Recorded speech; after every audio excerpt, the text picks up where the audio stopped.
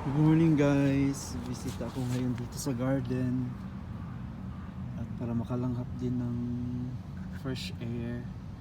Ito guys yung Brussels sprout ko, may bunga na siya pero maliliit pa. Ang ganda niya guys. Ito alugbate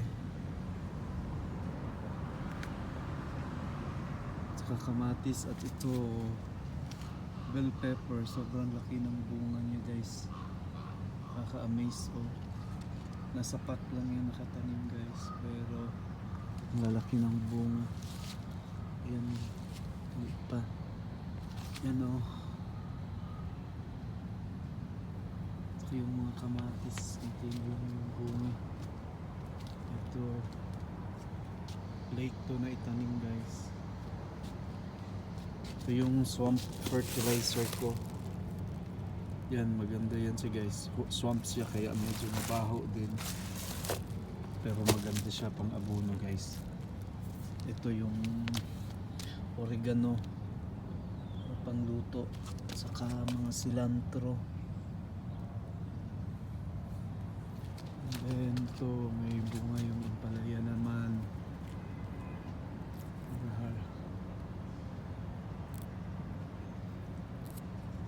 Tatanggalin ko na sana yung puno pero namumunga pa, sayang. Yan. Yan guys, may bunga pa dito. Yan, kinagat ng squirrel. Ito, palagas na yung kamatis guys. Ito yung sitaw, akala ko mamamatay na pero we're still surviving pa. Sana magbigay pa ng bunga. Ito naman yung kamatis, medyo nasira siya guys, natake ng insekto. Ito, pero marami na rin akong harvest. Ito, marami pa rin bunga. Yan, sapat lang yan guys, kaya tsaga lang talaga. At ito may lemongrass o tanglad, may lumbati pa. Tsaka ito yung talong, wala nang bunga, naubos na yung bunga, kaya sana mabunga pa ulit.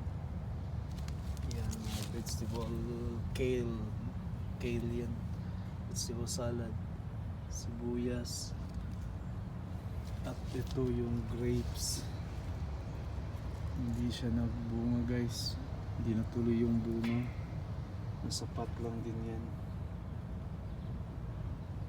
Kaya ito, nakaka-amaze lang din talaga to guys, ang lalaki ng bunga. That, ang laki ng bunga. Sana hindi makita yan ng squirrel. Yun lang guys, salamat sa lahat. Please continue to enjoy watching my YouTube channel, and salamat sa pag-subscribe, and please like and share na rin guys, and don't forget to click the notification bell button para updated kayo sa mga susunod ko pang i-update na video. Bye guys, and to God be all the glory.